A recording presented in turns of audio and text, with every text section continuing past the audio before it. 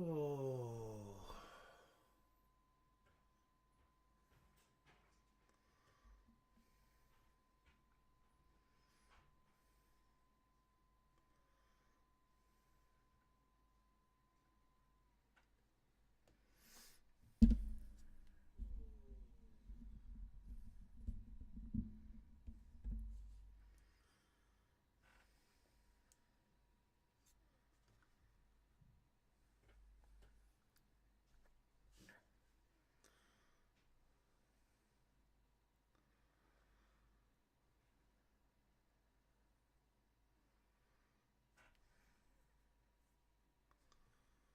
Okay.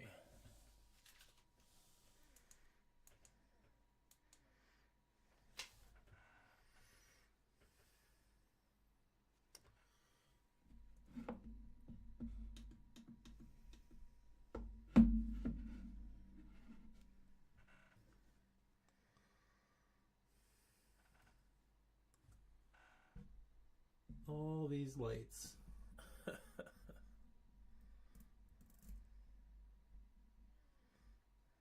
Yeah.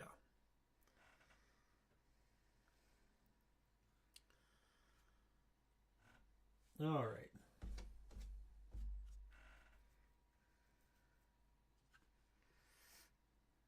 There we go.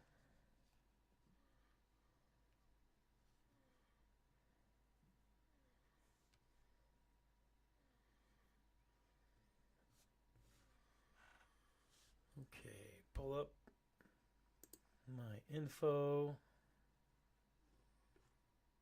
There we go.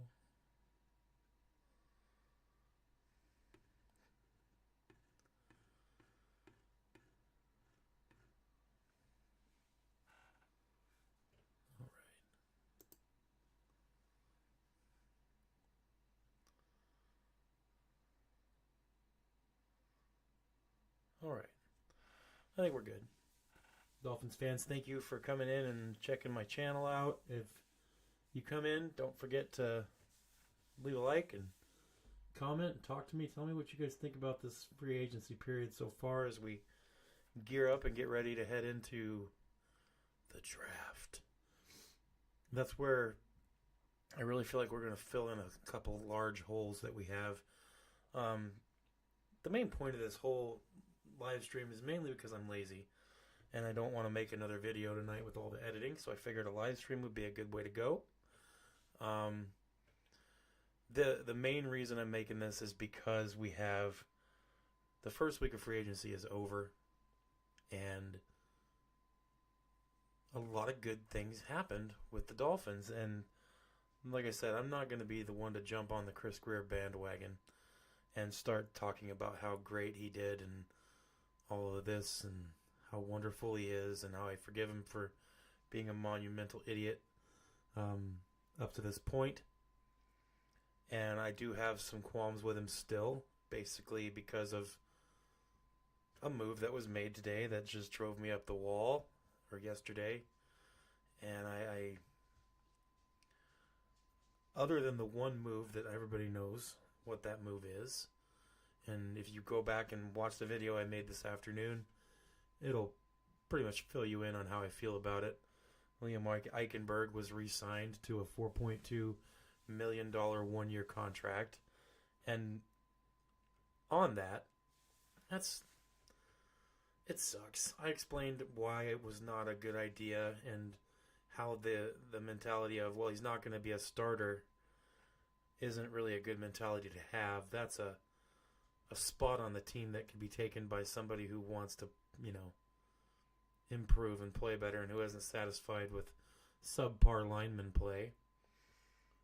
But Liam Eichenberg is now a part of the Miami Dolphins. He will be on the roster when the preseason is over, and he will be on the team. I'm hoping as a 7 or 8 or even 9 offensive lineman, not anything near starting caliber.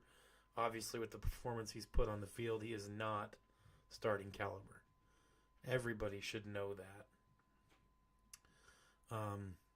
You've seen the pictures and the videos of his play last year and years prior.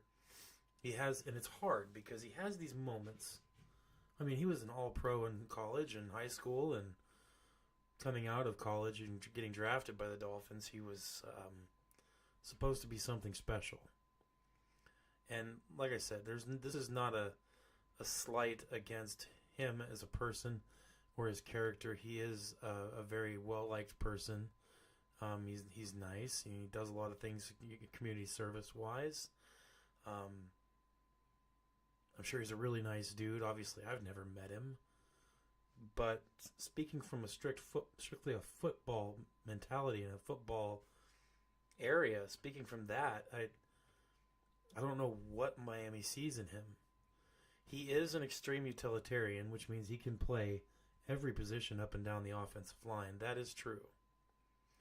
However, like I said in my previous video, I don't understand, because what's the point of having somebody who can play every position at an extremely subpar level? He does have these moments of where he shines and does play pretty serviceable offensive line football. Unfortunately, when you put him in front of somebody who's higher than average or better than average, when you put him in front of somebody like that, the best that Liam Eichenberg becomes is an annoyance on the football field. He becomes a pesterer, somebody who can't really handle the power that he's going up against, so he does things to be a pain in the ass. And I mean, it does work sometimes, and he does get away with it sometimes, but it's not the kind of player that we want on this offensive line, especially with the mentality and the identity that we're trying to acquire on this team. It's not happening with him. It's not going to happen. So that's the one thing out of this entire free agency that I just didn't like. Everything else I can get behind. I can even get behind Jackson Carman being re-signed. Jackson Carman, as some of you may remember or may not, he played one game last year. I think it was against Houston. I'm not sure. Whatever game it was, he was horrible. He played tackle for us and largely unprepared. And I feel like giving him this entire offseason to work with us and play and stuff, he might end up being a more serviceable backup lineman. I really do hope that Miami is, and it seems like they're going to, I really do hope that Miami moves him into the guard position. He can play guard. And he's built more like a guard, so I would like to see him play guard and see how he does in preseason and OTAs and everything, and learning a new position. But it's neither here nor there. It's pretty sad when I look at Jackson Carman and I'm like, yeah, I'd rather have him than Liam. So just thinking like that and catching myself saying it, I'm like, wow, that's pretty sad. So it's a thing that no fan is liking that move. Almost 99% of Miami Dolphins fans all are frustrated with the Liam Eichenberg experiment. We all thought the Liam Eichenberg experiment was over in Miami. And here we are gearing up for another year with him. And on top of that, paying $4.2 million for a one-year contract to have that kind of offensive lineman on our team. That's frustrating because we let Robert Jones walk. We let Robert Jones walk and take a contract in Dallas for $4 million. Why didn't we let Liam Eichenberg walk and take Robert Jones? Robert Jones is better in nearly every aspect of offensive line play. The only thing that Robert Jones doesn't have is the ability to play every position. But like I said, do you really want somebody who can play every position at an extreme subpar level? No. You shouldn't. So that's my frustrations. And the money, the $4 million for Robert Jones going to Dallas and the $4.2 for Liam to stay here, that's the frustration. That's what gets me the most is why? Robert Jones is better. I would have rather had him stay. And I'm not even a huge Robert Jones fan. I thought they both should walk after this last year. It's frustrating. And I'm sure a lot of Dolphins fans are frustrated too. But that's also kind of why I made this video. I'm going to walk through really quick. I have a little graphic I want to pull up for all the players that we picked up so far and all the re-signings we've done total in this first week of free agency. We're going to talk about it real quick, and then we're going to move into the point of the video, which is the thing that we all had issues with at the end of the season, near the end of the season, when we realized what some of the problems were and what we talked about with the exit interviews from all the players and everything, and what the Dolphins are doing in this free agency and in this offseason that we should feel encouraged by. So, aside from the Liam Eichenberg thing, that's the one part that doesn't really make sense here. Other than that, I'm very impressed. I'm very happy with what's going on in Miami, and we'll talk about it here.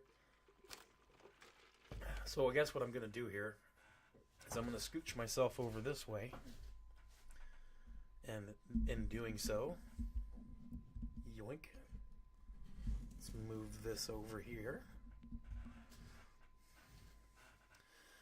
This little graphic here I'm going to pop up, and it's all the signings we've done in free agency so far.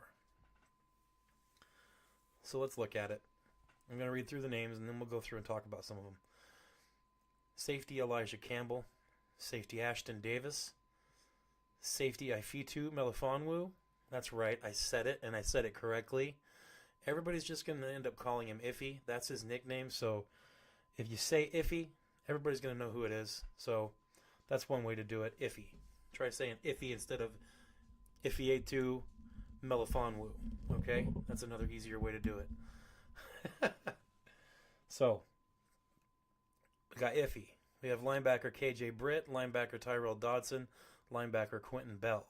Wide receiver Nick Westbrook Akine, wide receiver D. Eskridge, running back Alexander Madison, tight end Pharaoh Brown, offensive guard James Daniels, offensive tackle Larry Borum, offensive lineman Jackson Carman.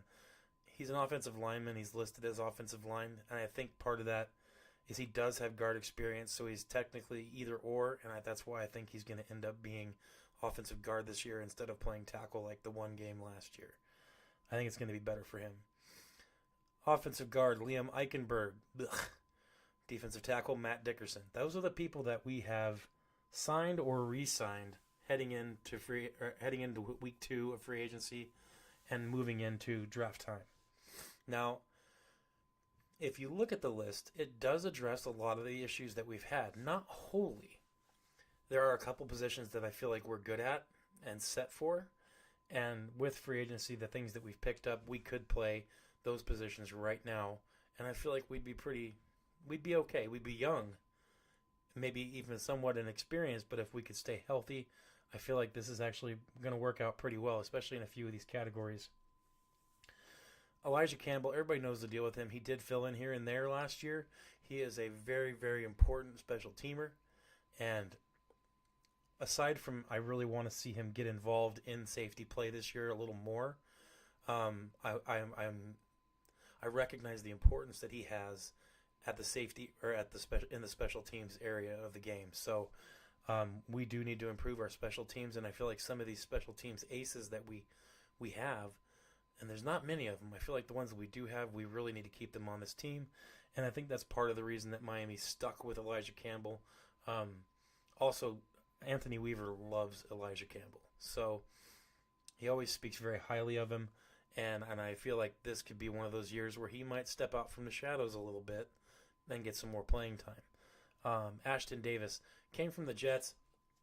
He doesn't have a whole lot of playing time in the time that he's been in the league. Not very much. However, in the very small amount of time that he's played, the guy is intense. He has, I can't remember the amount of interceptions. He's got more interceptions than Javon Holland. Unreal. He's a playmaker. He's the guy that intercepted Tyler Huntley last year in our Jets game against them. He's the guy that intercepted him twice in one game. That's him. He is a playmaker. He is a ball hawk, which means as soon as that ball gets put in the air, you can expect Ashton Davis to be around it. He'll find a way to get there. He's that kind of player, and he might not be able to give us, starting quality play, but he is definitely a good rotational piece in that safety room. And I feel like we should be very encouraged by having him. Also, moving down, we have Ifeatu Melifonwu. This guy, he had some injury issues last year. But very, very promising. And Detroit Lions fans were very sad to see him go. If you go look at some of the Lions boards and Lions YouTubers and stuff, they're all very upset that he left. Did not want him going anywhere. He started out as a cornerback in the league and didn't really play too well, didn't work out too well, so they moved into safety and he blossomed. He changed a lot. And when he did that, when he moved to safety, he worked his way up and he earned the starting job. Then he got hurt and he missed a bunch of the season. And then in the end of the season, when they had their playoff game, he ended up getting the starting job again and started that game and played well. He wasn't one of the reasons they lost for sure. He played well. And I feel like he is going to end up being one of our starters at safety. We'll see. Obviously, I'm not the coach. I can't make that call. But he very well could end up being one of our starters. And if he is a starter, I hope that he grows well and stays healthy. That's the big thing for Iffy. We want him to stay healthy. I feel like he's going to end up being one of the fan favorites on this team. Now let's move into linebacker. We picked up a few. Picked up two. Picked up one and re-signed two. But the re-signings are huge. Let's start with the one we picked up. That's linebacker KJ Britt. He is a situational linebacker, a true middle linebacker, not for pass coverage. He's more of a situational linebacker in that he's not going to be able to be put on an island and cover a tight end, for more than a few yards. This is the kind of person that you want in on running situations or goal line situations, especially anything within, I'd say, the 15-yard line in towards the goal line. If we're in that area, you put KJ Britt in the game. The man he runs angry. And he's one of those people that you want filling holes, plugging gaps, punching people in the mouth. That's KJ Britt. He's a very, very big leader in the locker room, and he's going to wind up being one of those locker room guys everybody loves. Like I said, he makes tackles. He does not miss tackles, and he does hit hard. So he's a dog. It's very, very. It makes me happy to have him on board. I hope that he has nothing but success. And with that, we also re-signed Tyrell Dodson, and that's huge. Everybody knows his deal. Played, half the season, 8 games. Didn't even start all those at all, hardly any of them. Played some plays here and there. Didn't play very much. Had over 100 tackles, 2 sacks, and 3 interceptions in the very small amount of time that he's been with us. It was a no-brainer that we needed to re-sign him, and I was really worried that Miami was going to do a Miami and end up letting him go. So I'm very happy they re-signed him. It got him on a team-friendly deal, 4-point-something a year. It's good. It's good. So be happy for that. Quentin Bell has also been retained. I like Quentin Bell. Anthony Weaver likes Quentin Bell. He's got to grow. He's a young guy, but he's going to be okay. And like I said, with the way the team is shaping up, he's going to have opportunities to really set himself apart from a lot of these younger guys that are on the team. So I like Quentin Bell. Everybody likes Quentin Bell. He's a fan favorite, and I can't wait to see how he does in offseason. Because if he ends up doing what I think he's going to do in the offseason this year, I think he's definitely going to end up earning himself a spot in the rotation, especially at the middle linebacker position. And even if not middle linebacker, they could put him on the outside and slide him up on the line. He's that kind of guy. He's very, very, very versatile. So I like Quentin Bell. Happy about it. Wide receiver D. Eskridge, it's whatever. If he makes the team, great. If not, oh well. I'm not sure if he's going to make the team or not. He's a camp body. We ended up picking him up mid-season last year, and I think it was when we had Jalen Waddle go down for a while, but I cannot remember. Don't get me lying to you. He's okay. It's not like he's a terrible player or anything. He could very well end up earning himself a spot on the roster. We will see. this next wide receiver will be on the roster, and he will have play time, and I'm pretty sure he's our number 3 receiver right now. Right now, and in the beginning of the season, I think he's going to stay there. His name is Nick Westbrook-Akine. This guy has 9 touchdowns last year. Not a whole lot of running. You know, most of his touchdowns were near the end zone. You know, thrown from near the end zone. This guy is tall. He's strong. He runs fantastic routes. This guy is the definition of what you want from a wide receiver in the red zone. He is a go-getter. He will go up and get a ball. I love watching him play. In fact, he's one of the few players that, even before all this happened, before we signed him, he was one of those players that I watched last year a few times in the red zone on TV, and he's incredible to watch. He's a good wide receiver. It's a fantastic pickup by Miami to snag him. I'm happy about it. It's good stuff. Our next in is our running back, Alexander Madison. This guy is a goal line. I said that word again, goal line. A goal line player, or short yardage. This is the kind of guy that will get you 2 yards. He won't get you much more than that, but he'll get you 2 yards no matter who's in front of him. He'll find a way to get it. The guy is a punisher. He's a bruiser. That's all he does.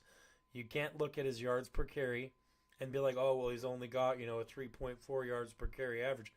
Well, yeah, he's not made for anything other than getting a couple yards max.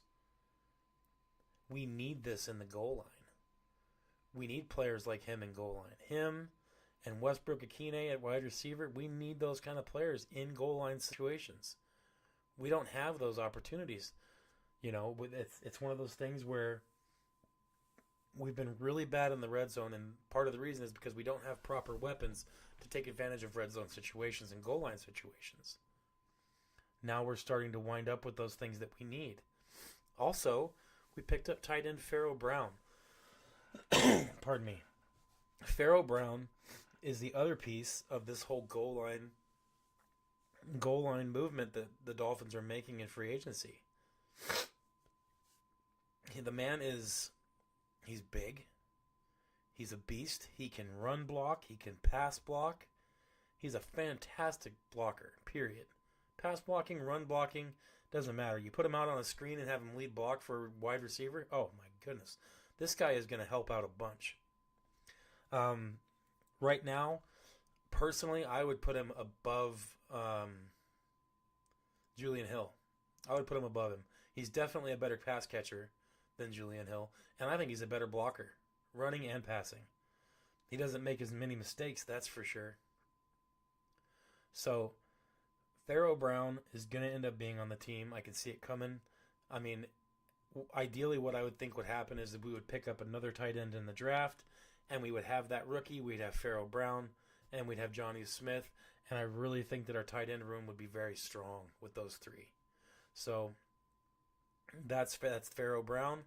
And then the next movements, let's cover the defensive tackle. We re-signed Matt Dickerson, and he might be a camp body. He might end up being a depth piece. And either way, I'd be okay with that. I don't think he's going to be much more than that. I don't think he's going to earn a spot in the main rotation for our defensive tackles. But he's here. It's a body. It's a warm body. And he does work hard. So Matt Dickerson's going to be there at defensive tackle. The rest of our 4 positions were offensive line. I already talked about Liam Eichenberg, and I'm not going to say another word right now about that. Maybe in a little while, but not now. So, offensive guard Liam Eichenberg, you guys know the deal with him. Offensive lineman Jackson Carman, that's the one that I said that we picked up, the guy that we got last year and played 1 game for us and did horrible at tackle. Part of that, when you're on offensive line, you kind of can't look at each player on an island. The offensive line plays together as a team, and those of you that aren't familiar much with offensive line play, it's important who's next to you, just as much as what you're doing.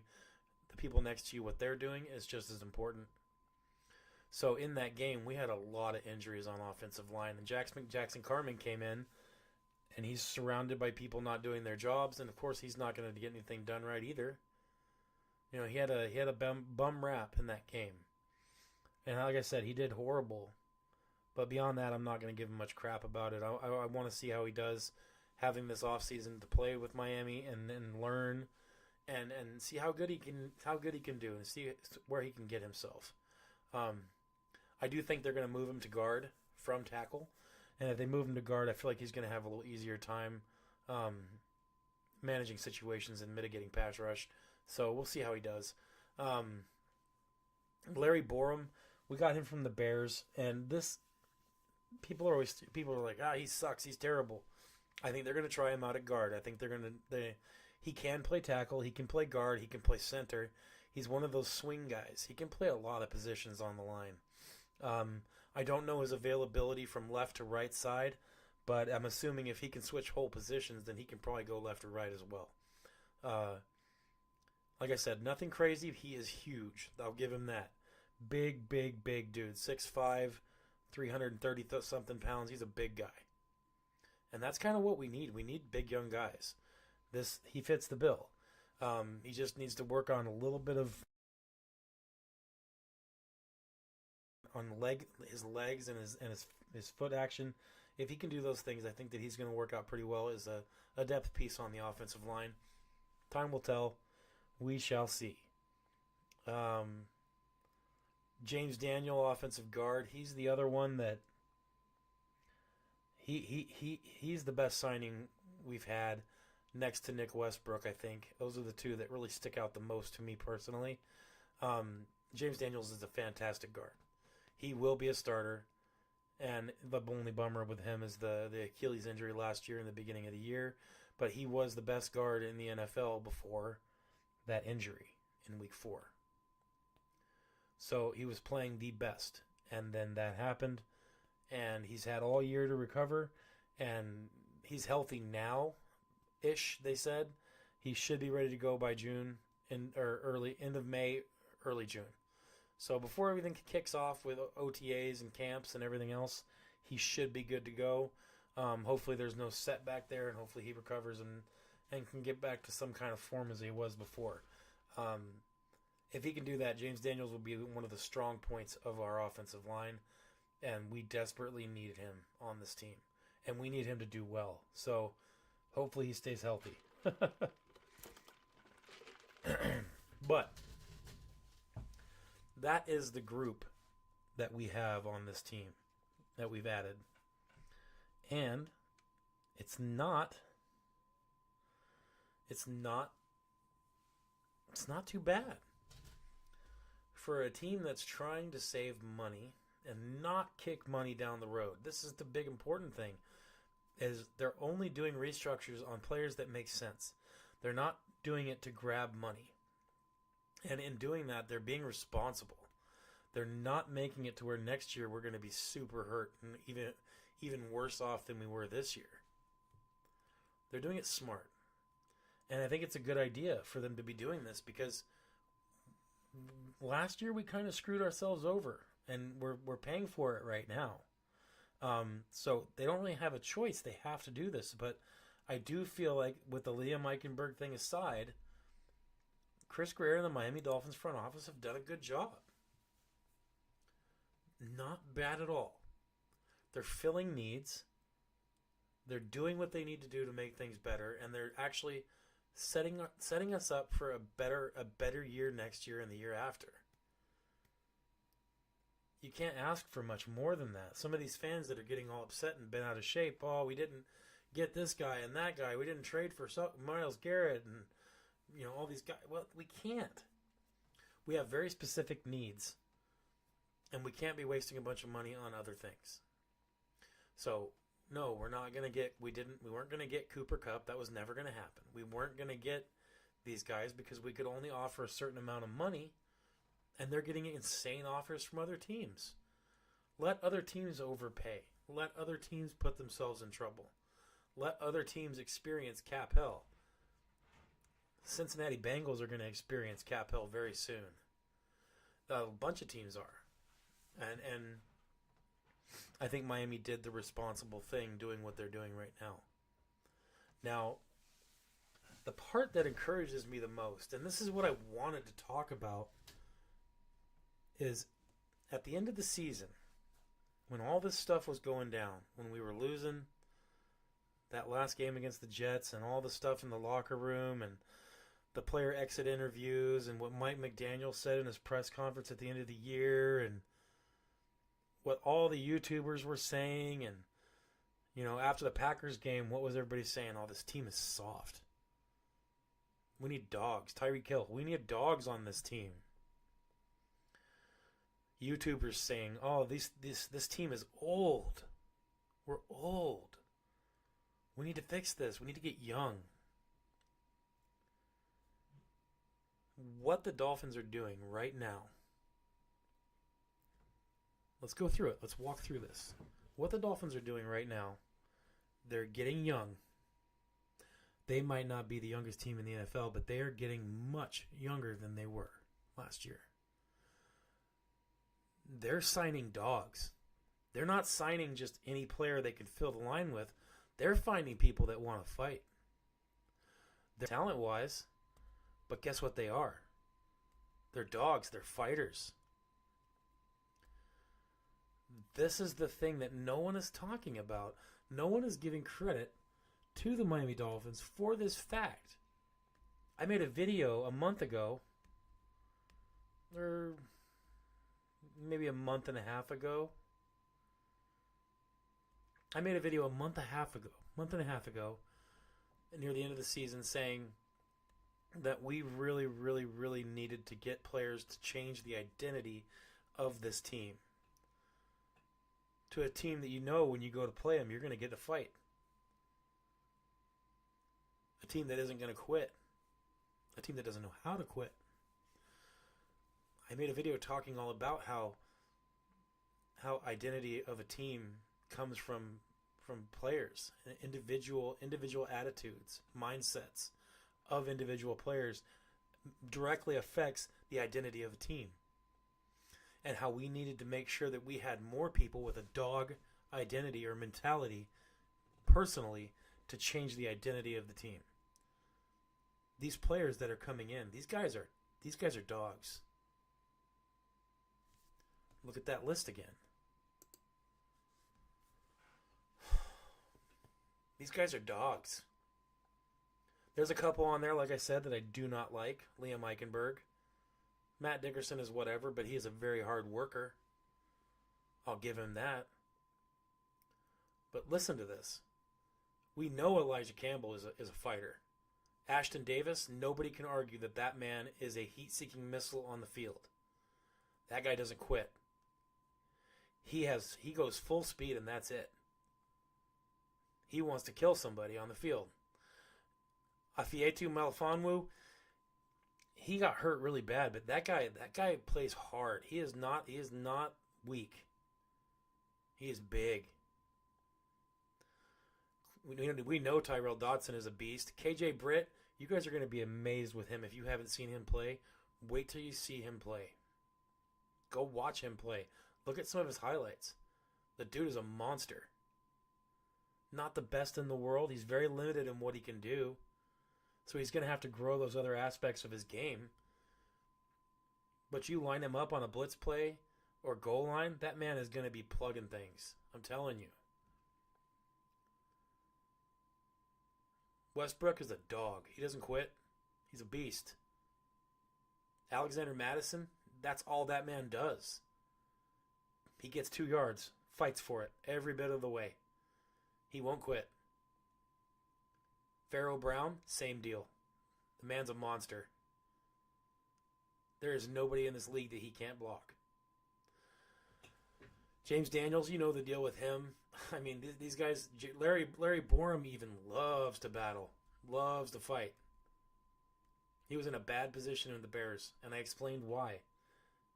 It's hard to play this game when you're blocking for somebody like Justin Fields. It is. It's tough. It's just not. It's not as simple as everybody thinks it is to play offensive line. It's very hard to block quarterbacks that just go all over the place, and don't really take into consideration what their offensive line can and can't do. Plus, I feel like he's going to be a better guard. The point is this team is getting players that have an identity or have a mindset of a dog. They have a dog mindset, a dog mentality. These players that we're adding are not just gap or space fillers. These guys have a certain mindset that the Miami Dolphins brass like. They know that they need to change the mindset of this team, the identity of this team. And the way to do that is to bring players in that have a mentality for that kind of mindset, that kind of thing. A mentality for being a dog, a fighter. And like I said, I'm very encouraged seeing the caliber, not necessarily the talent, but the mindset of these players that we're bringing in. It's huge. The very thing that we were talking about at the end of the season as being a huge problem, the Miami Dolphins are very slowly and very quietly addressing it.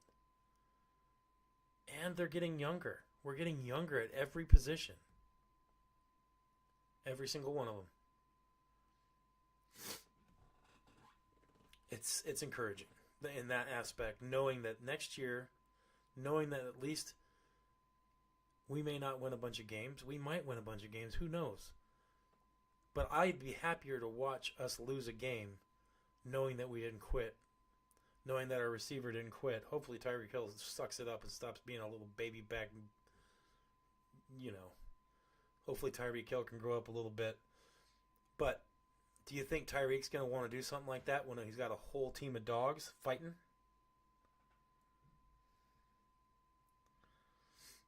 Like I said, it's not the talent that gets me. It's not the talent that I'm encouraged by. I'm encouraged by the identities. It's hard to tell. Hey, Abel, Cap for Life, what up, buddy? It's hard to tell if they're better yet, especially from a performance standpoint. You can't really tell. We don't even have all the players we need. Yeah, the 1-year deal thing is that's partially because a lot of these guys are trials. We're trying these guys out, and so we don't know what the performance is going to be.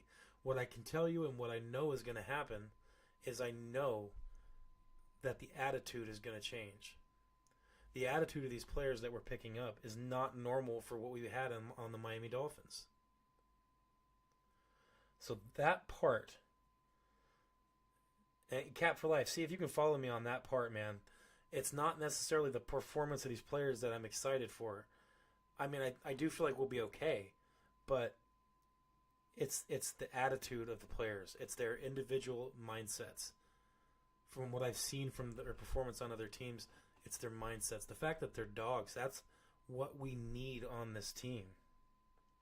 So, yeah, it might not be the highest talent team, but sometimes a high talent team isn't what does the trick. Sometimes a team full of role players and fighters is what a team needs to turn around. And I feel like getting more of these players in like we have been getting here on that list, those players, like I said, with the exception of Liam Eichenberg, most of these guys are dogs. Especially the ones I mentioned earlier, which is a lot of people on that list. I'm encouraged by that. And nobody's talking about it. And that's the part that frustrates me, is that people want to dog on a lot of these signings. No, they're not big name signings. But their attitudes are much better than the players that we've had. So I want to see a few more things happen. I know that the draft is going to give us the ability to get a few instant players that are going to be able to help. There's going to be a few coming in that are going to be able to help immediately. I can't guarantee what that's going to be. Hopefully, it's a defensive tackle and an offensive guard. At minimum, we get at least those that can help in that position. That'll be great. Eichenberg, baby. Woo! We got Eichenberg again. Oh, my goodness. Forget that guy. The video I made earlier today, you guys should go check it out. It's kind of funny, especially the beginning. I was so mad. I didn't even want to make a video talking about it, but I did. Ah, so frustrating. But we should be cautiously optimistic. I'm not saying be hopium freaks and all of that, but I do think there is reason to be optimistic with this team, and I think that the main reason is that we are looking at the beginning of an identity change for this team. Now, can the coach follow suit? Can the coaching staff maintain that identity change, that swing? Are we going to have that? I don't know. But I know that nothing bad happens when you add a bunch of role players and fighters to a team. Build a team that we can be proud of. If we take a loss, fine. If we lose 8 games next year and go 9-8, fine. I don't care. As long as I can be proud of the product on the field. Not necessarily the wins and losses, but I want a team that will fight. I want a team that if something happens and we get, a player injury and it's a cheap hit, which happened a couple times last year, where we had somebody take a cheap shot on us and take one of our players out of the game, and our entire team just stands there and walks around and mills around and takes a knee. Screw that. I want to fight. I want to see a fight start.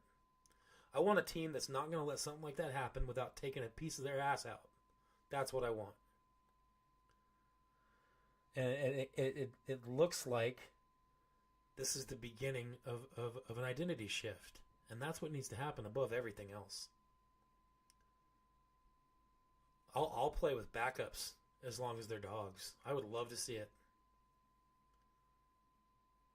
And like I said in that video I made a couple months ago, a month and a half ago, if you have just a bunch of players come in that are dogs with a different attitude than what most players are used to on this team, that's gonna help motivate an attitude change within the players that are staying on board, with the players that maybe aren't as doggish as they should be.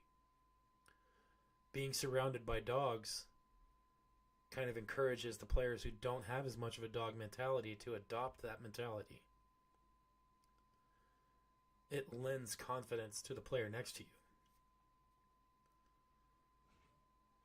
And that's like certain players that we had back in the day, like Richie Incognito. Say what you want about the man, but he got it. That man was a dog. And because he was so much of a dog, him and Pouncey, the people who were around him on that line, they kind of bled into that too. And if they didn't make it. They ended up getting dropped from the team.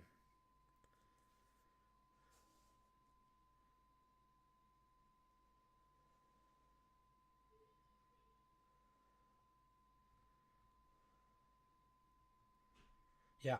Yep. We talked about it. Exactly. So yeah, Abel, I'm not sure if we're better now than we were. I'm really not, man. And I don't think I'm gonna have an idea on that until after the draft, until I see some stuff in OTAs and maybe see a preseason game. But this is a promising start. And especially being responsible with the funds and not kicking a bunch of money down the road to the next year and the year after.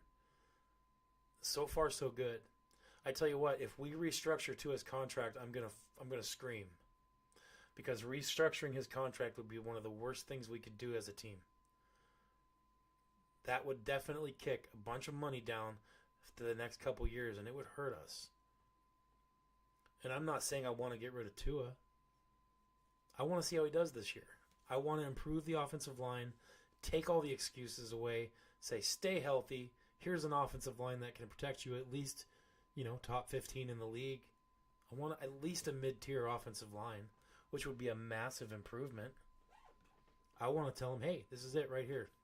Do something or get off the pot. And that's why I don't want to restructure his contract right now. If we did that, we would be in trouble. We're just taking options away. So, we'll see. But I am encouraged. I'm very upset about Liam Eichenberg. Other than that, I've been relatively happy with the moves that we've made so far. I feel like a lot of these players that we've picked up can be contributors. Maybe not starters. Obviously, a lot of them won't be. But they'll be contributors.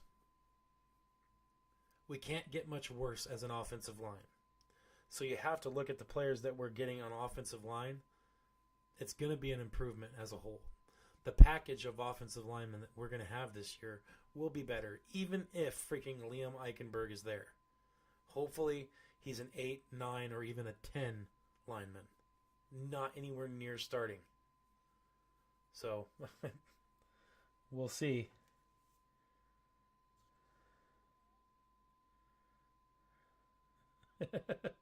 We know what we're doing. Yeah. Yeah, it's that's the thing that nobody's talking about, and nobody has offered up any appreciation for that, and I've noticed it.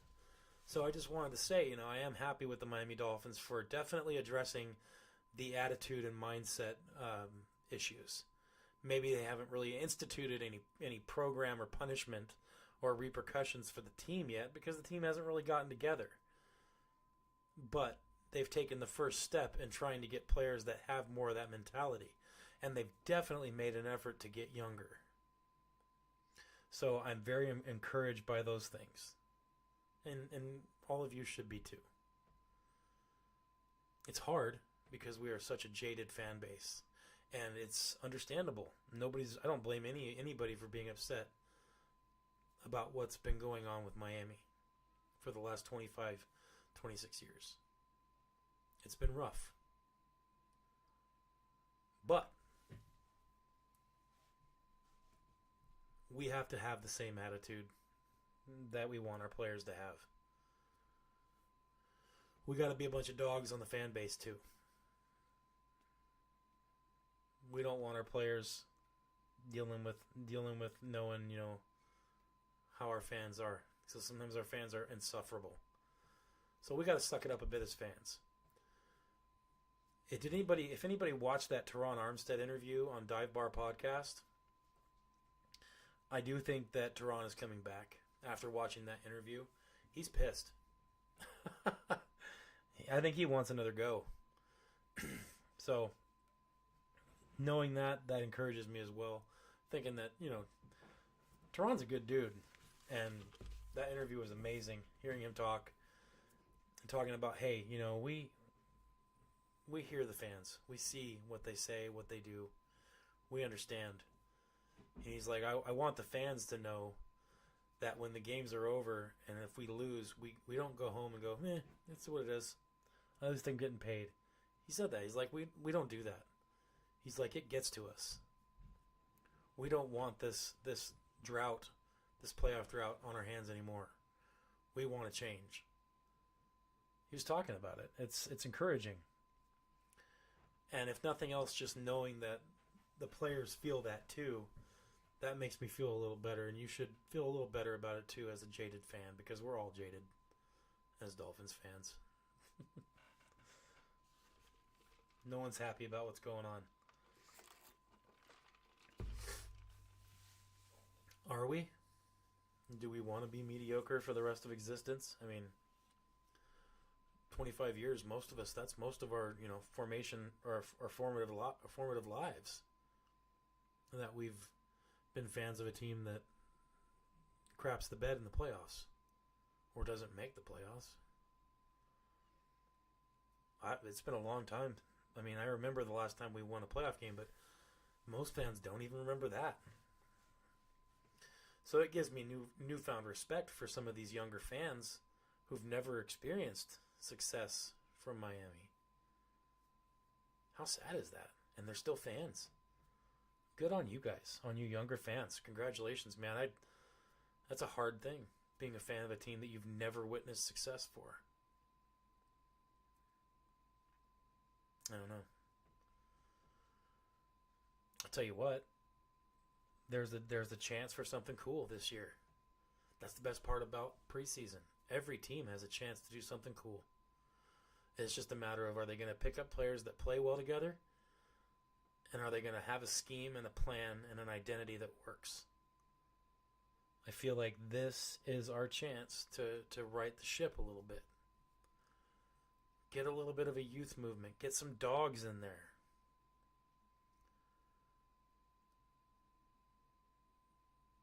That's not going to result in bad. That's going to result in good. Positive changes.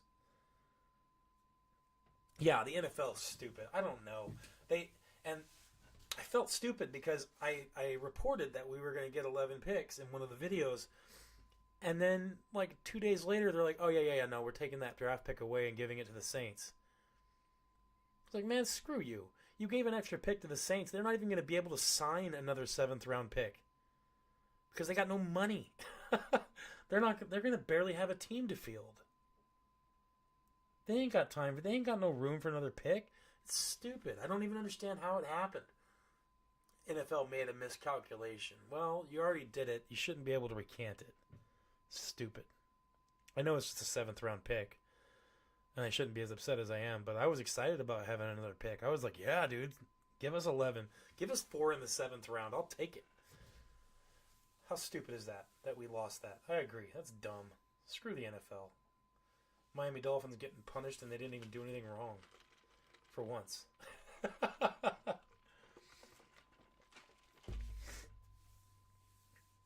It wasn't anything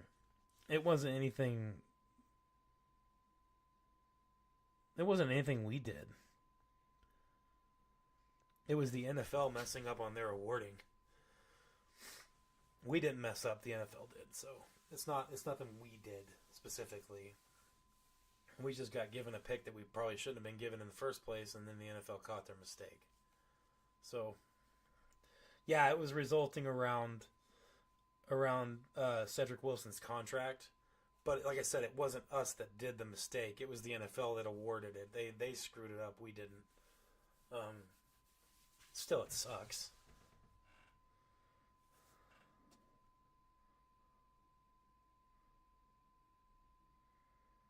That is a good question. I wonder what they would have done if we'd have traded that pick away as soon as we got it. They just would have taken one of our other 7th rounds, and they would have augmented the pick number. That's probably exactly what they would have done. Stupid. Yeah, that's a good point. That would have been a mess. See, even when Miami doesn't do anything wrong, we get punished. Oh man. Yeah, nothing new.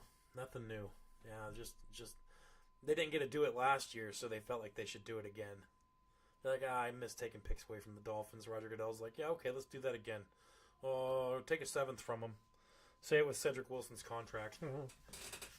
What a jerk. I'll tell you what, though, I really do. The more I look at this draft and the way that things are shaken down, I really do hope that we drop that. Oh, my dogs are screaming. I really do hope that we drop that 13th pick down. I hope that what I end up hoping is I'm hoping that, like, Shedeur Sanders ends up being around in, like, the 13th pick area.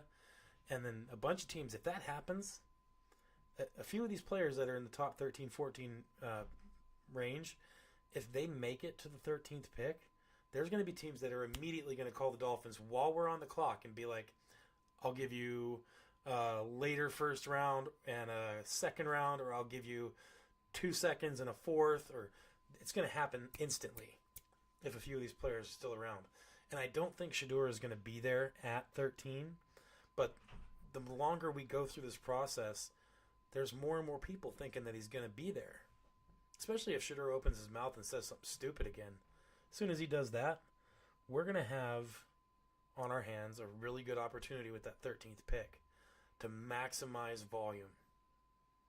There is so much depth in this draft in certain positions that we end up needing. It's not a good draft for a lot of teams, but for us, this is amazing. And that pick range from pick, say, 50 to 100, we need to get as many picks in that range as possible. We do that, we're going to be sitting pretty for the season. Playing a lot of rookies. So that's going to lend ourselves to some issues, at some point, I'm sure. But a young, talented team, that's interesting. I could get behind that. Young, talented dogs, that sounds good to me. A team that'll fight. a team that nobody's going to want to come down to Miami Gardens and play. That's what I want. I want people to know, to finish a game during the NFL season and be like, oh, who are we playing next? Oh, no, we got to go to Miami. That sucks. That's what I want. I want that. I'll dream about that. We'll see. I don't know. What do you guys think? How do you guys think this is going to work out? You guys thinking this is a good sign with the players that we're getting? The mentality of the players that we have gotten so far? Because I do.